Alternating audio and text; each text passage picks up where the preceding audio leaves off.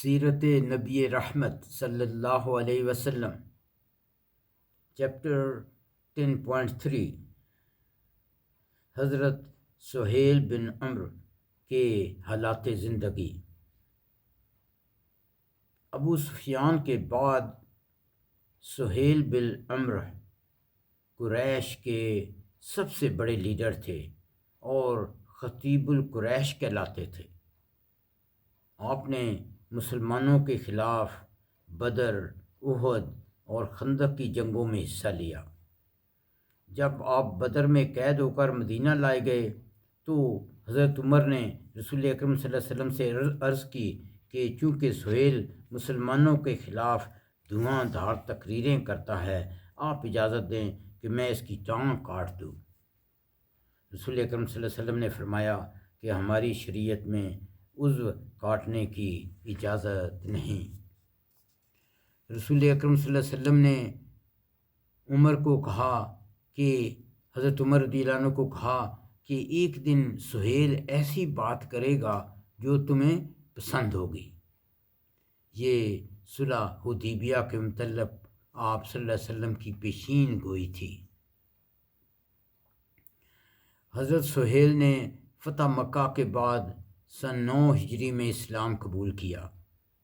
رسول اکرم صلی اللہ علیہ وسلم کی وفات کے بعد کئی لوگ مرتد ہو گئے اور مکہ کا گورنر بھی ڈر کر چھپ گیا۔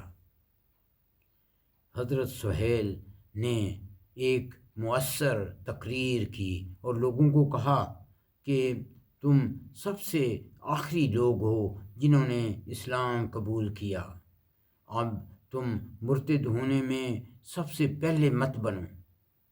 اس سے مسلمانوں کے حالات سنبھل گئے اور گورنر بھی واپس آ گیا۔ ایک بار حضرت سہیل اور حضرت ابو سفیان حضرت عمر رضی اللہ عنہ کے زمانے میں مدینہ آئے تو حضرت عمر رضی اللہ عنہ نے حضرت بلال، حضرت ابن مسعود، عبداللہ بن ابن مسعود، حضرت صہیب رومی کو بلایا، جبکہ سہیل اور ابو سفیان اپنی باری کا انتظار کرتے رہے۔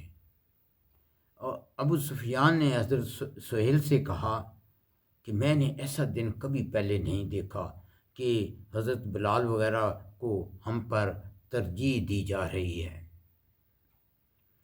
حضرت سہیل نے حضرت ابو سفیان کو کہا میں آپ کے چہرے پر غصہ دیکھ رہا ہوں، لیکن آپ کو اپنی ذات پر غصہ کرنا چاہیے، کیونکہ ان کو اور ہم سب کو اسلام کی دعوت دی گئی۔ انہوں نے اسلام قبول کرنے میں سبقت کی اور انہیں ایسا ثواب ملا جو حضرت عمر رضی اللہ عنہ کے دروازے میں داخلے سے بھی زیادہ تھا۔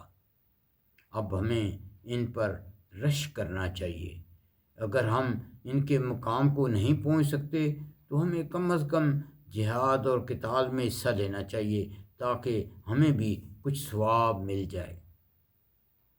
حضرت سہیل فوج میں شامل ہو گئے اور رومن کے خلاف جنگ میں حصہ لیا اور وہیں شہید ہوئے۔